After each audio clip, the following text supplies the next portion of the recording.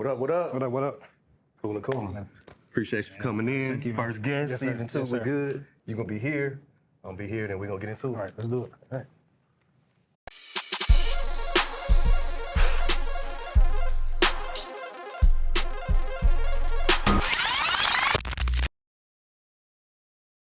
Welcome back. It's Under the Influence, a podcast about storytelling and messages, not alcoholic beverages.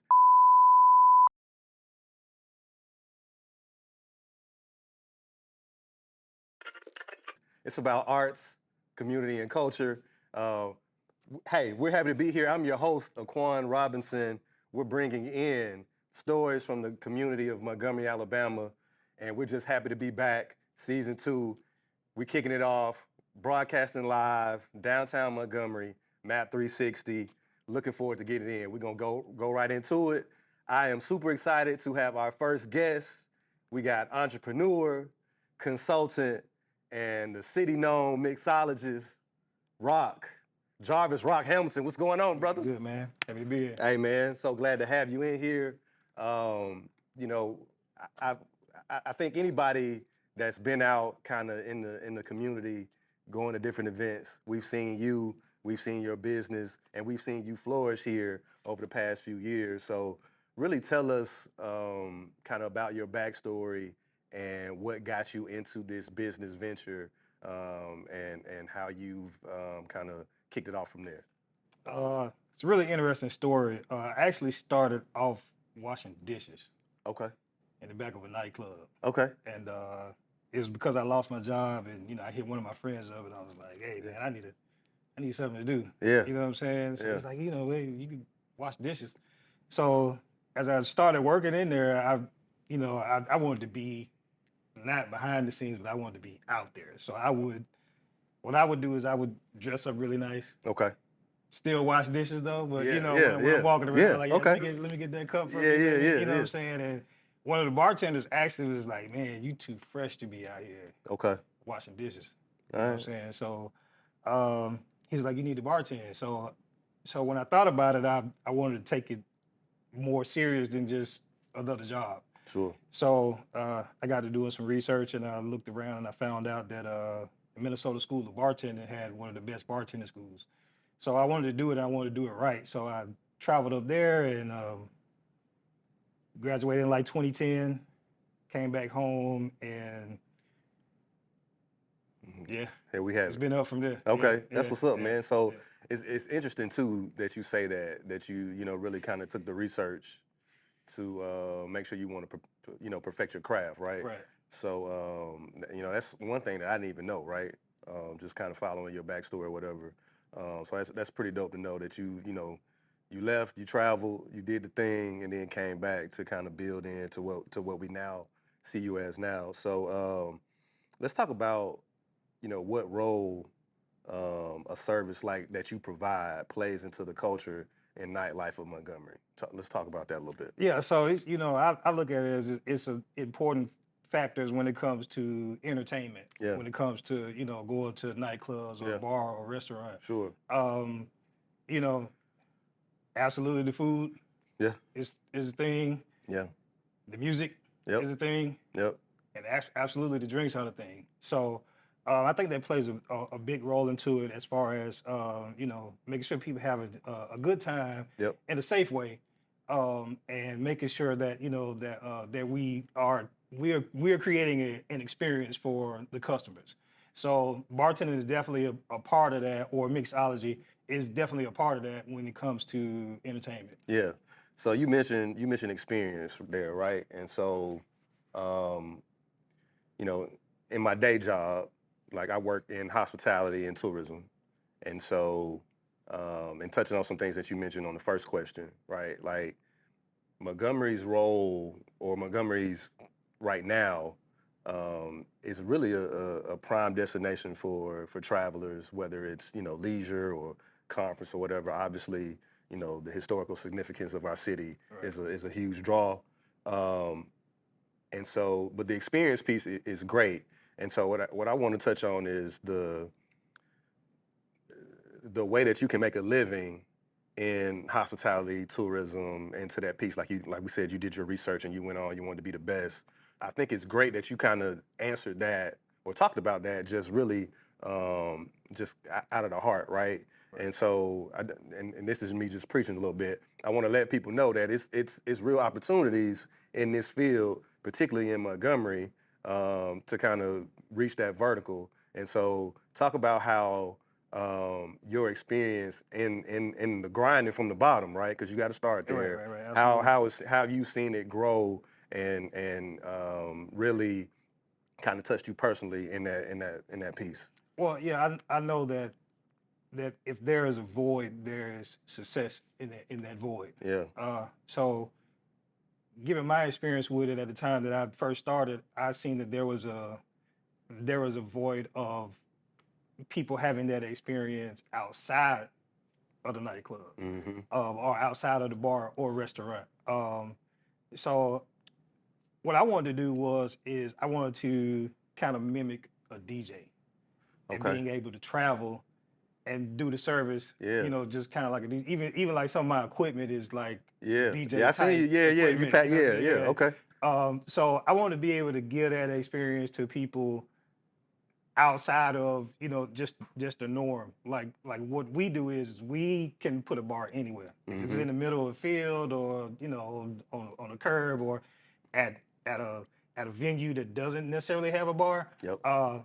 That's what we do. We put that there. And as far as just from the grind up, like I would be remiss if I didn't mention my team and how important they are, and what I'm saying, having shout out to the team. Yeah. Having those people around me to help me grow that, because you can't do it by yourself. Right. There's no way you could no way I could do this by myself. Yeah. Teamwork is important.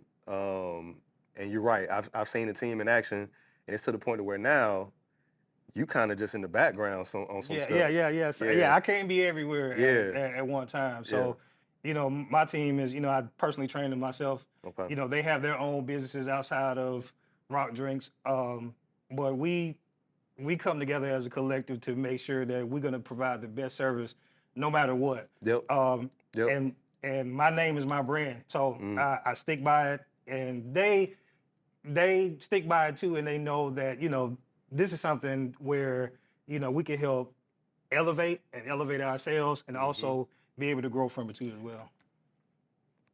Dope. So let's talk about some challenges and some rewards, right? So what's the most challenging and most rewarding aspects of running a mobile bartending business? Man, let's start with the challenging. Okay.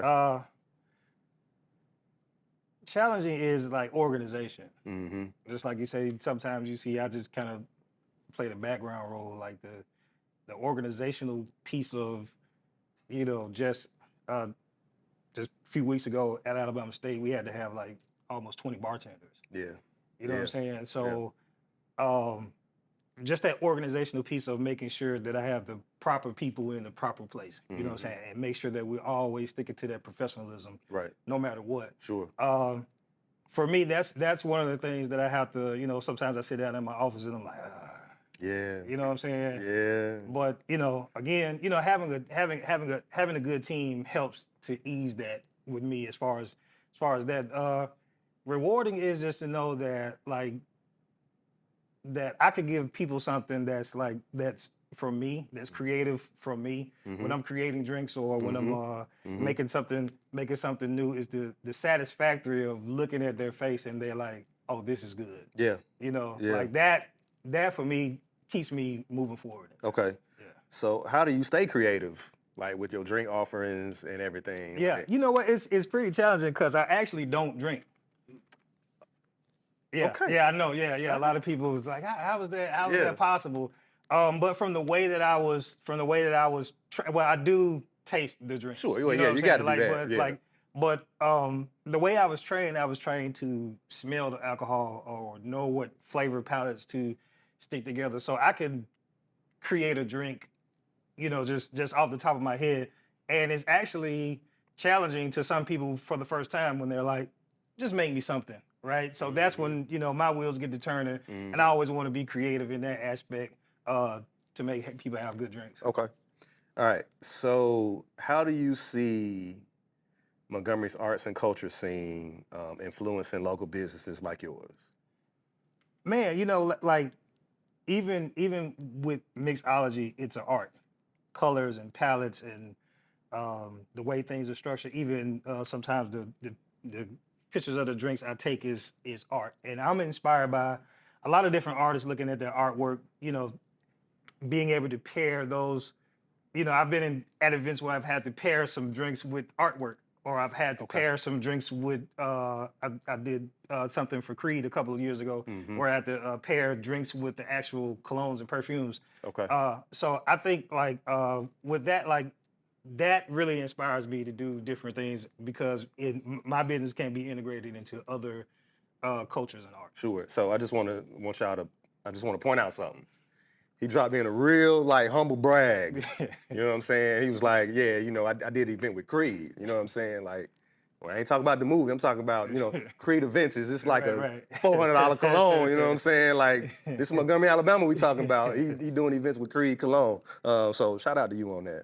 So as someone who's deeply embedded into the local culture, what are your hopes for Montgomery's creative and business future? I really love to see it grow. I think it's growing, especially with the stuff they got going on with the EJI and the building that they're doing around here, and getting people to come into the city and see what we have to provide. Sure. Montgomery is actually a really good city, a really good historical city, and to have people come from around the world to see what we have to offer, that's a good thing. Yeah, like most people really take for granted. I think the cultural significance and the historical significance of Montgomery, and like I said, kind of what I do on a daily basis. I get a chance to have conversations with those type of people, and then obviously you've seen it because you've been able to be, behind the scenes doing these events for people, Right. especially a lot of these private events. Right, absolutely. You know what I mean? And it'd be some money coming in. Oh, here, yeah. You know Yes, what I sir. mean? And so, and really people being intentional about coming to Montgomery and experiencing, authentically Montgomery, particularly through arts and culture. To that event, outside of the Creed name drop you just had, what are some memorable events or partnerships that you've had with local artists or businesses or venues since you've been in business? Ah man, like the concerts. Yeah. Just off the top of my head, it's sometimes it's a little overwhelming because sometimes I can't believe like Yeah. I got a whole staff of people in here. We doing a full concert. Yeah. You know what I'm saying? That was like for me. That's one of the things that anytime somebody calls and say, "Hey, we got 5,000-10,000 people here." Yeah. You know what I'm saying? Like that's that excites me and gets me going. Yeah. Okay. Let's get some advice, right? So for young entrepreneurs or creatives in Montgomery, what advice would you give to them, as they're, getting started or going through some challenges or some rough periods? I mean, this might sound cliche, but don't stop. Yeah. There have been days I've sat down and was like, is this really worth it? Is this is this something that you could really grow to do? Because it's not typical for somebody to, want to be a mixologist. Yeah. Especially from Montgomery. Yep. And I would just say just don't stop, keep going. Like keep your energy going. If you believe in that dream, run with that dream. Yeah. Run with it. Yeah. So, let's see how I want to put this. So we were talking earlier, right? KT was like, man, Roc be boxing. You know what I'm saying? So tell us a little bit about that, and have you had to put hands on anybody? Who's gonna come out with it? No, I have not put hands on anybody. But he will. Don't play. Don't step up to him. No, Actually, the thing with the boxing, shout out to Faith Boxing. There is actually TC's Boxing in Eastdale Mall. Okay. Go check them out. All right. They doing real good things out there. But actually, how I got started with the boxing thing is I had got diagnosed with diabetes. Okay. And so I had to do a kind of like a lifestyle change. Yeah. And you know, I said, you know what, I just want to get into something. So I kind of started doing the boxing thing, and it turned into me kind of coaching. Because I'm not finna go, you know, for the heavyweight belt or nothing like that. Like I'm not taking it that far, but it's a really good exercise for me. Right. And it actually built confidence in me and confidence in me, and it affected my brand and my health and just the way I live life. So I you know, I really enjoy it. Yeah, shout out to Men's Health. Like let's get out here and make sure we doing what we need to do, fellas. You know what I'm saying? Going to the doctor every year. Every year. Right. Every year we need to be year. at the doctor. You know what I'm saying? Especially when you hit 40. Like myself. Yeah. You know what I'm saying? We need to be out there. So what couple more questions and we're gonna wrap it up. So being in the business of celebrations and events, you know, what trends have you or changes have you seen in the local culture since you've gotten started? I said nightlife. It used to be where it was, you know, only certain venues, only certain clubs, or only certain spots. But I think how it has grown or changed, rather, is people like to bounce around now.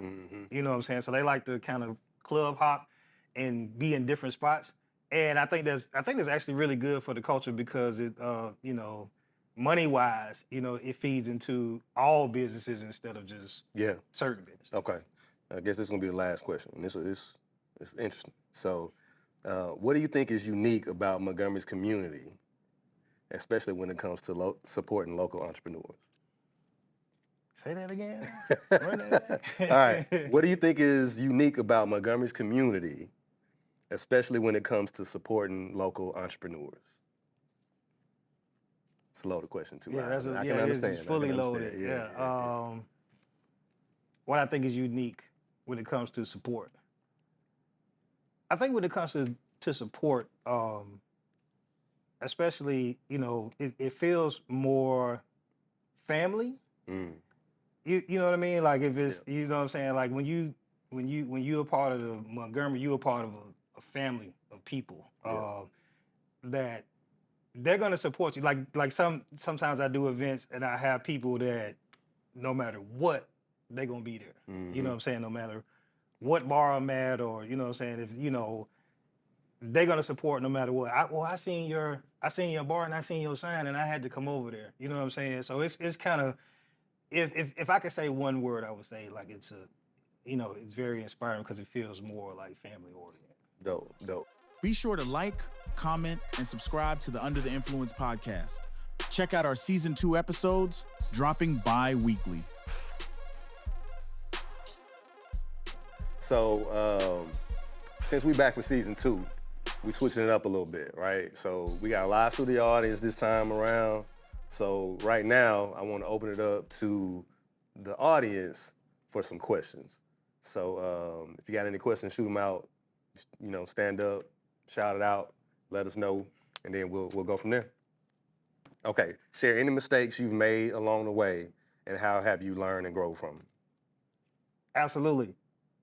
In the beginning, when I decided to do it mobily, in the beginning, I came to an event and I was late. And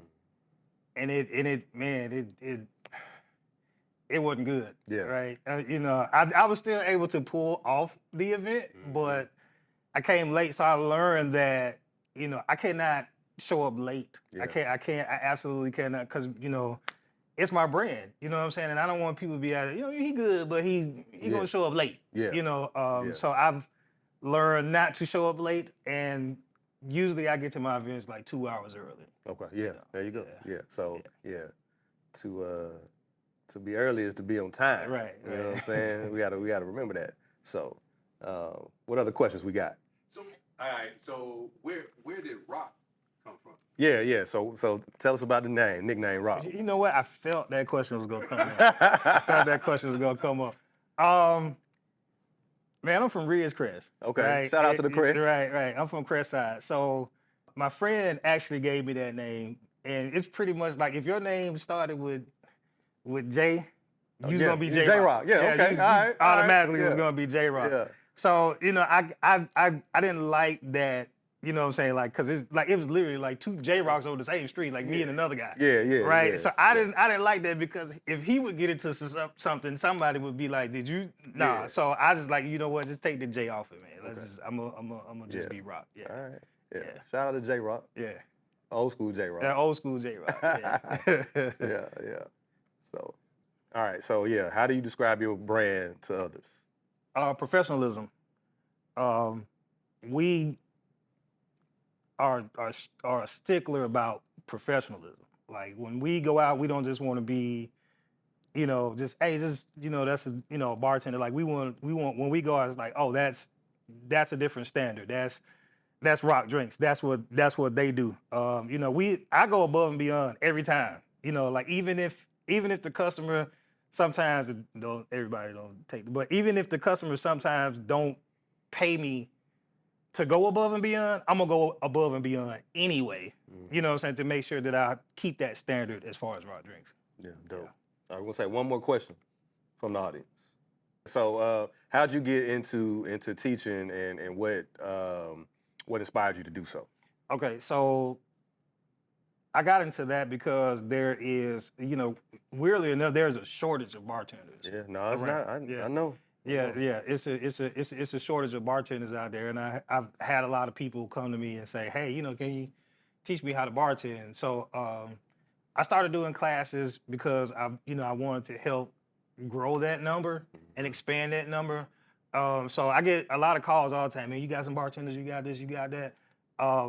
So I just wanted to make sure that, that we had enough, or we have enough bartenders around the city. So in order to do that, they have to be taught how to bartend, because you can go to some bars and, a lot of bartenders don't know how to bartend. Yeah, that's right.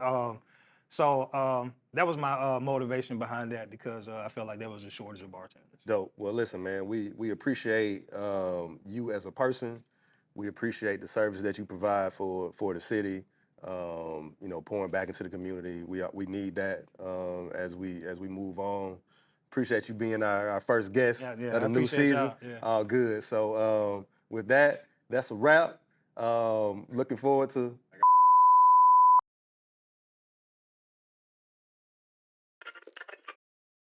I got one more. Oh, one more question. We needed like the top 5. Top 5 drinks? Yeah, top 5. Oh, not drinks? Oh. I was talking about just top 5. Oh yeah. That's right. So I'm rusty because that was what we used to do. Yeah. Top 5 artists. You know what I'm saying? Whatever genre. You know what I'm saying? Top 5? Top 5 artists? Yeah. Or whatever however you want to rank it. Yeah. It's something you listen to while you doing your thing. What's the inspiration? Definitely music. Top 5, man. That's a good question, man. I can give you my number 1. Okay. I can give you my number 1. Andre 3000 is my number 1. Okay. Hands down. Shout out 3 Stacks. Number 2, man, I'd probably say underrated Black Thought as a lyricist. Number 3, it's a lot, man. Number 3, or as a group collectively, UGK. Number 4,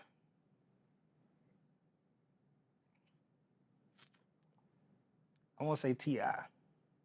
I like T.I. Number 5, I'm gonna go to New York. I'm gonna say Busta Rhymes. Okay. Number 5. All right. Yeah. I like that. I like that. It's a nice variety. Yeah. You know what I'm saying? That's what's up, man. We appreciate that top 5. Appreciate everybody tuning in. Look forward to having y'all next go round. Join us again for Under the Influence.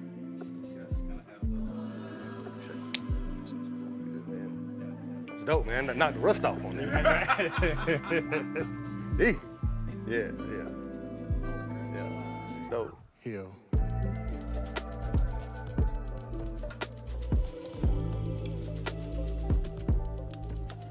Hill.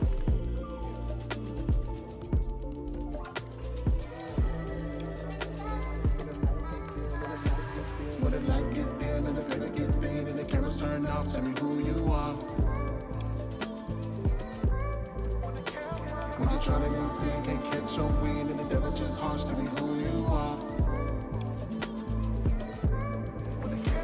When your plans don't win and your prayers don't sin, the connection is lost to be who you are.